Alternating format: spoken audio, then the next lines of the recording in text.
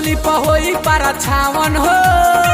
करेलू काहे मनावन हो टोली पहोई पर छावन हो करेलू काहे मनावन हो काहे भागे लुकुआ तना छौकी हो लहंगा जन उठई हो ना तो लौकी हो नाचो आके पानी पिछवले चौकी हो लहंगा जन उठई हो ना तो लौकी हो नाचो आके पानी पिछवले चौकी हो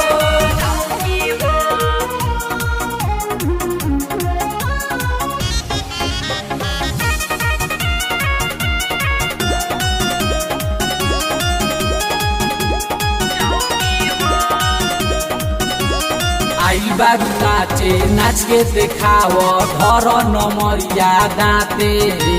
कर नाचुना भागो ना कोना पूरा में लागे मसाटे आई बारू नाचे नाच के देखाओ धर नमरिया दाते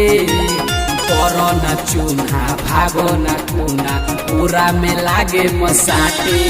गर्दाउरी जेके हो फंकी हो लहंगा जन उठई हो ना तो लौकी हो नाचो आके पानी बिछवले चौकी हो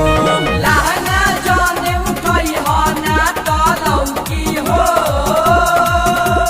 नाचो आके पानी बिछवले चौकी हो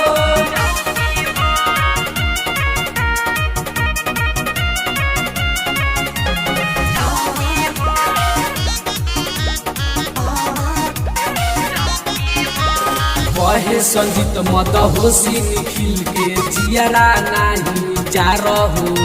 कटाओ ना धीरी आओ ना धीरी बतिया नहीं तारहो कहे संगीत मत होशी निखिल के जियारा नहीं जा रहो कटाओ ना धीरी आओ ना धीरी बतिया नहीं तारहो मार हो जाई ले ले बानी हौकी अरे लहंगा जन उठई हो ना तो लौकी हो नाचो आके बानी बिछवले चौकी